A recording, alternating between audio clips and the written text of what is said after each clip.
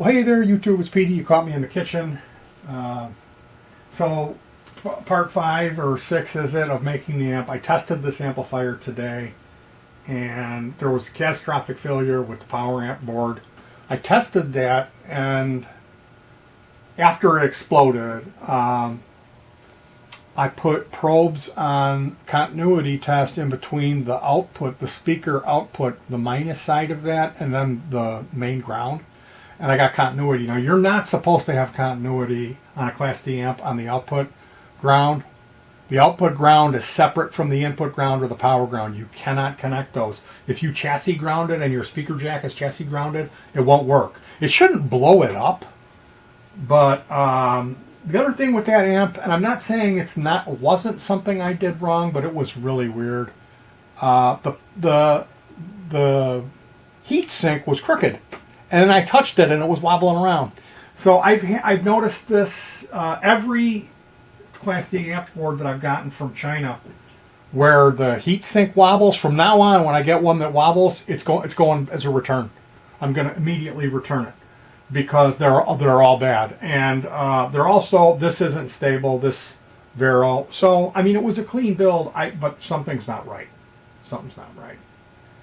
So I'm going to be troubleshooting. The buffer worked, the power amp failed, and this failed too. So now it's going to be a waiting game. I can connect this to a different amplifier and troubleshoot this. So the amp that I've been using is like when I finish something, and my test amp is this. I know you're going to laugh. It's a belt clip. It's really not conducive to anything very good. I've been using these alligator clips on this really crappy 90. And they're real heavy, uninsulated clips. Like, this is just bad. This is really sloppy, and it makes a lot of noise. My wife will palm it. Remember that kind of thing where you're doing me a favor because it's making all kinds of racket? Mm-hmm. So it's just really not the best thing. And today, when we had this catastrophic failure, I was just dejected. I got to be honest with you. I'm ready to retire again. I've just been having such bad luck at building stuff, and for whatever reason, not testing it and installing it and then banking on the fact it's going to work, and it doesn't work. And then eventually I'll get it working, or I'll start from scratch on one of the boards, and then it'll finally work. But that's part of this hobby, and you've got to have the fortitude to not flip out, not let it get the best of you, and realize that's just part of it. And if you're at the level that I'm at, which is just a paint by numbers guy. Because a lot of times when this stuff is bad, when it's not working, I can figure it out, and sometimes I can't. And it's at some point of messing around with it, will the wires start cracking off. I mean, this one, I soldered in posts on it instead of the wires. And I see there's a couple of goofy things, like with this capacitors at an angle. I don't know if that's making contact. So I will probably unsolder this and label everything as I go. Like make little pieces of tape. Have my wife cut little pieces of masking tape and number them, and unsolder each wire and number them, so when I go to put it back in, it'll be a little bit easier. And then once it's out, then I can connect it all back up to external rewire. Like I don't know. I really would be better off troubleshooting this inside of this chassis. So hopefully I can figure out what's going on with that. First off, this LED didn't work. And that was coming right, there's two current limiting resistors for that coming right off of the switch. So yeah, I've got my homework, and like I said, this test amp was really bumming me out. I do use this, this is a test tone generator, and it puts out approximately a 1K sine wave. This is a guy named R.G. Keen, so this is his quick and dirty test oscillator, and I recommend people build these. I'm like, you got to build this, and no one's ever listened to me.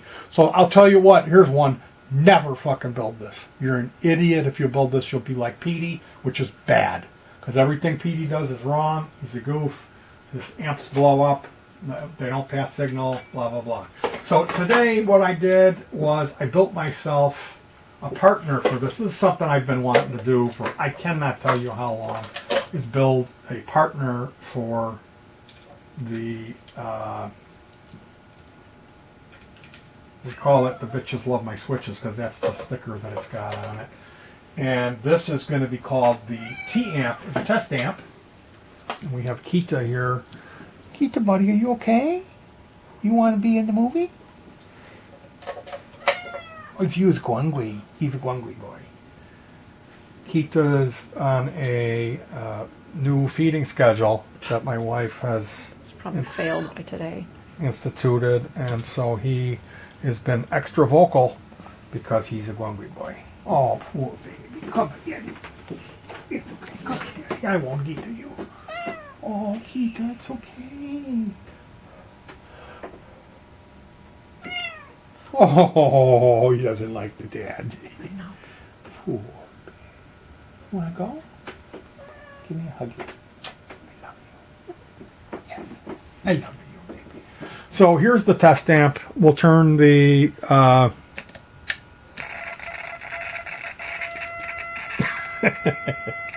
oh, the leads are. If I turn it up loud enough, it almost. So there is these front panel banana connectors, so you can plug in a circuit that you've been working on. This is the input ground, and then this is the positive. It's got a pink LED and a power switch, which I need to replace that switch. It's garbage. And then there also is a 1/4-inch input, which I have not tested yet. And I had a 1/4-inch cable here. So I can plug it in.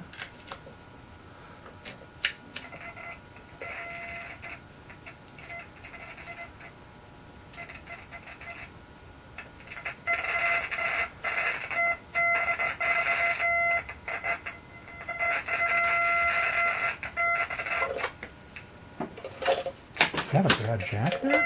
Yeah, it's a bad jack.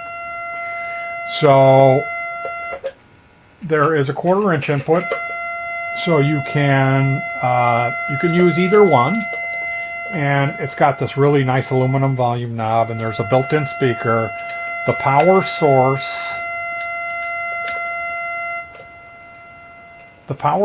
is a rechargeable battery that I got out of a phone. And it's just kind of like the stuff is hot glued. I use hot glue to affix this little board to the bottom as an insulator. And then there's a piece of cardboard here with double-sided tape that holds this LM8386 power amp. Okay, so that's an eBay. This is used to be $1 to get these, and I bought a few of them, thinking you never know. You may want an LM386 amp for something, even though I hate these amps. It had you can see there's, the potentiometer is connected to the board here. There was a trimmer pot, so I go in there with my snips and I cut those off. There's 3 little pins coming up out of the board for this trimmer pot, and I cut those off, and then I'll solder 3 wires on it, solder an external 10K potentiometer. And it said 103 on that little trimmer pot, and that's code for 10K, is what that translates to. So then I knew to let my wife know, hey, would you please pull me a 10K potentiometer, and that gives us our volume control, which is that's like the main reason why I built this. Is now I have nice little alligator clips. These are lightweight and they're insulated. Okay, they're not the big heavy ones, which cause problems when you have a little short little wire like this. I extended this blue on here, but if you got those 2 little wires, this is going to be much better than this is what I was working with, And when the only control that you have is when it's like that, and there's no volume control. I suppose I could have turned it down here, right? But yeah, when you're going through a circuit and you need to have that circuit turned up, like for distortion circuits and all that for testing, I always crank everything. So it is what it is. I like having a master volume on my test amp. Is really ideal for me. I know I could lower the signal on the other side of the input, but that really isn't ideal for when you're testing gain devices and things like that. So I hope that makes sense to you. And that this little guy was not the best. Now we've graduated to this test amp, which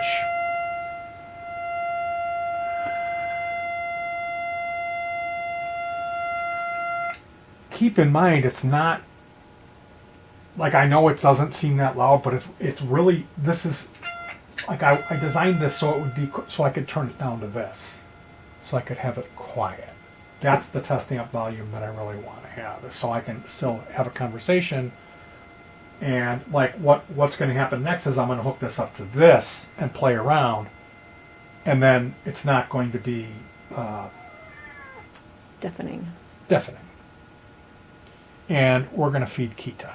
So wish me luck working on this. I will get this going. It's just a fact of life. It's just how it is. And I'm gonna wrap this one up here. Thank you for joining me on this series. There will be another episode when I figure out what's wrong with it. We'll shoot some video, and then when I get it all together and I test it out, I'll shoot some video and give you a demo of the amp. How does that sound? So now we were going good, and then for a while, oh, huge bump in the road, shit the bed. But we end up with this. And this is something that I will cherish. And the only thing is that, like, for me, I have a real hard time of thinking of what tools are called and how to verbalize what they are. And because of my back injury, I work with a partner. My wife fetches everything for me. So I'm like, hey, could you get me the... Right? Yes. I do this all the time. Yes. She's like... Oh, and it gets her mad. So I like to name stuff like, this is the bitches love my switches. But we that's what we call it. Like, this is the clicky clacky thing. See how that works? And this, I painted on the top of it. I'll show you guys what I did. I have this weird tape. So I wrote amp. And then...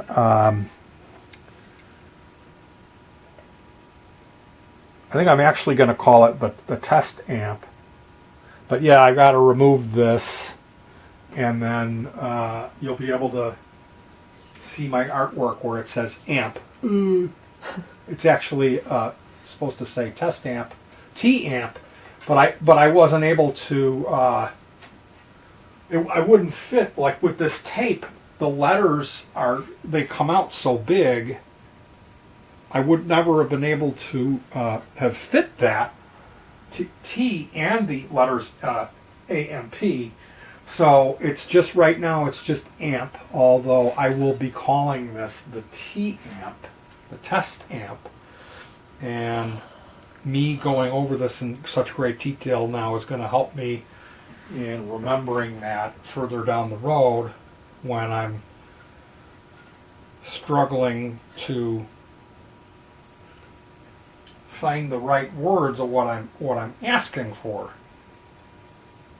So yeah, this is, I'm gonna follow this up here. Do we have a? We do have a hobby knife, and I probably will go over this with some Q-tips and some type of a solvent to clean it up a little better and make it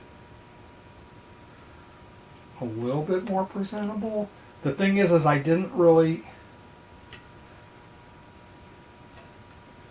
I sprayed a little bit of this dark gray primer on the top of the box.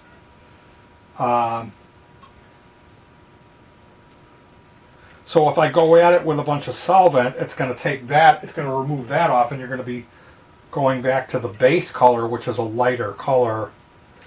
So it's almost like I need to do this now. And yeah, this is gonna, it's gonna go on here like that. And it looks terrible. I gotta clean this up in here, so you guys want to stick around for this disaster here when I remove the gray paint and then weeping and wailing and And all the gnashing of paint teeth? comes off. Yeah. Let me. Yep. It sure did.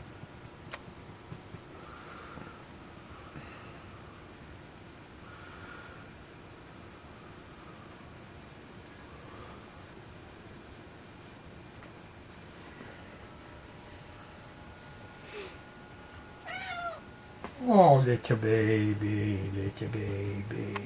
How do you think Daddy feels? My amp is wrecked. I wrecked my amp, Kita. Kita, what did you do? Actually, this looks cooler with this smudgeroonie paint job. Doesn't it, guys? I think it looks great. Yeah, I think it looks cool too. Poor Kita Bobitas, chicken Bobit. Don't cry so much. He's on the movie, Kita. Kita's you on MTV. You can't cry. Everyone will know you're Mama's baby. You just let eat a baby. Mama's baby. Kita Bobitas, you have to be a big boy when you're on TV. Oh, it's a baby. That was a yawn. It's a baby. He's so tired. He's tired from all of his napping and crying. Oh, poor baby.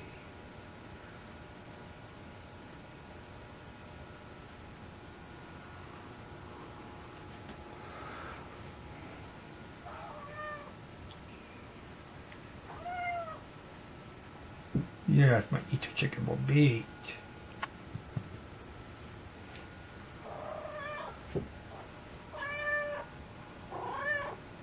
So what do you think, guys?